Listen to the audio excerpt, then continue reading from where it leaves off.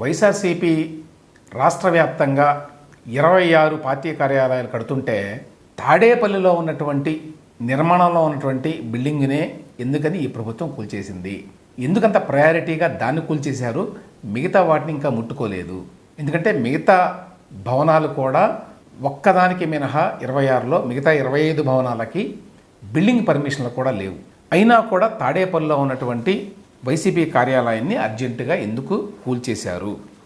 దానికి కారణం ఏంటంటే అమరావతికి శాశ్వతంగా అడ్డంకులు క్రియేట్ చేయడానికి జగన్మోహన్ రెడ్డి ఉద్దేశపూర్వకంగా సీతానగరంలో ఆ పర్టికులర్ లొకేషన్లో పార్టీ ఆఫీసు నిర్మాణాన్ని మొదలుపెట్టాడు. మీరు మ్యాప్ చూడొచ్చు స్క్రీన్ మీద. సీడ్ యాక్సెస్ రోడ్డు అమరావతి నుంచి వెళ్ళి అది నేషనల్ హైవే కలవాలి. ఆ నేషనల్ హైవే కలిసేటువంటి మార్గంలో మధ్యలో ఇది అడ్డుగా ఉన్నది. అందువల్ల అర్జెంటుగా దాన్ని తొలగించాల్సి వచ్చింది. అమరావతికి మరి మెయిన్ రోడ్ అది, arterial road, seed access road అనేది. దానిలో ఖచ్చితంగా అడ్డం వచ్చేట్టుగా అది కట్టడానికి వీలు లేకుండా వైసీపీ కార్యాలయం నిర్మాణాన్ని అక్కడ మొదలుపెట్టారు. ఇంకో కీలకమైన పాయింట్ ఉందండి. అదేంటంటే కోర్టు ఆదేశాలకు విరుద్ధంగా కొలగొట్టారు అని చెప్పి పైనుంచి కింద వరకు చాలామంది మాట్లాడుతున్నారు, వైసీపీ వాళ్ళు, వైసీపీ మద్దతుదారులు. ఈవెన్ నేషనల్ మీడియాలో కూడా వచ్చిన వార్తల్లో కోర్టు ఆదేశాలకు విరుద్ధంగా కొలగొట్టారు అని వైసీపీ నాయకులు ఆరోపిస్తున్నారు, లేకపోతే వాళ్ళు అంటున్నారు అని చెప్పి వాళ్ళు రాశారు. కనీసం నేషనల్ మీడియా వాళ్ళైనా వైసీపీని కోర్టు ఆదేశాలను ధిక్కరించి ప్రభుత్వం ఈ విధంగా కూల్చివేసింది అని చెప్పడానికి మీ దగ్గర ఉన్న ఆధారం ఏంటి? ఇది ఆ కోర్టు ఆదేశాలు చూపించండి ఒకసారి అని చెప్పి అడగాలి కదా. అడగల. ఎందుకంటే అటువంటి ఆదేశాలు లేవు కాబట్టి. వైసీపీ వాళ్ళు హైకోర్టుకు వెళ్ళిన మాట వాస్తవం.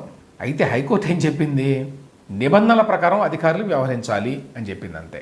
అంతకుమించి దీంట్లో జోక్యం చేసుకోవడానికి మేము ఇష్టపడడం లేదు అని చెప్పారు. కాబట్టి నిబంధనల ప్రకారమే కూల్చివేశారు. కోర్టు ఆదేశాలని ధిక్కరించి కూల్చివేయలేదు. అది ఒక పాయింట్.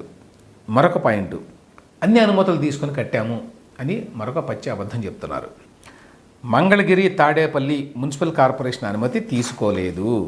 ఎందుకంటే వాళ్ళు ఆల్రెడీ గతంలో నోటీసులు ఇచ్చి ఉన్నారు.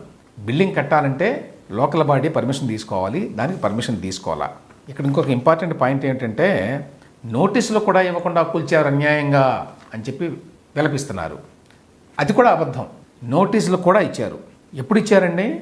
మొన్న ఎన్నికలు అయిపోయిన తర్వాత, లేకపోతే రిజల్ట్స్ వచ్చిన తర్వాత కాదు. జగన్మోహన్ రెడ్డి గారి ప్రభుత్వం ఇంకా ఉండగానే మొన్న మే నెల 20వ తేదీన ఒకసారి నోటీస్ ఇచ్చారు. రెండవసారి జూన్ 1వ తేదీన. అప్పటికి రిజల్ట్స్ కూడా రాలేదు. కాబట్టి ఆయన ప్రభుత్వం ఉన్నప్పుడే, వైసీపీ ప్రభుత్వం ఉన్నప్పుడే నోటీసులు ఇవ్వడం జరిగింది. ఏంటి, మీరు అక్రమంగా కట్టారు అని చెప్పి. నేను ఈ నోటీసు కూడా చదువుతాను. ఇది జూన్ 1వ తేదీన ఇచ్చిన నోటీసు. ఇందులో ఏం రాశారు? మేము గతంలో మీకు మే నెల 20వ తేదీన ఒక నోటీస్ ఇచ్చాం, మీరు సమాధానం ఇవ్వలేదు.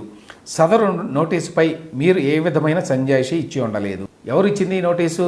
మంగళగిరి, తాడేపల్లి నగరపాలక సంస్థ. మీరు గతంలో ఇచ్చిన నోటీస్కి సమాధానం ఇవ్వలేదని రెండోసారి జూన్ 1వ తేదీన ఇచ్చారు.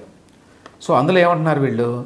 మీచే నిర్మించబడిన అనధికార చట్ట వ్యతిరేక నిర్మాణమును చట్టానికి అనుగుణముగా మలుచుకొనుటకు తగిన అనుమతి పొందుటకు మీరు ఎట్టి చర్యలు చేపట్టలేదు.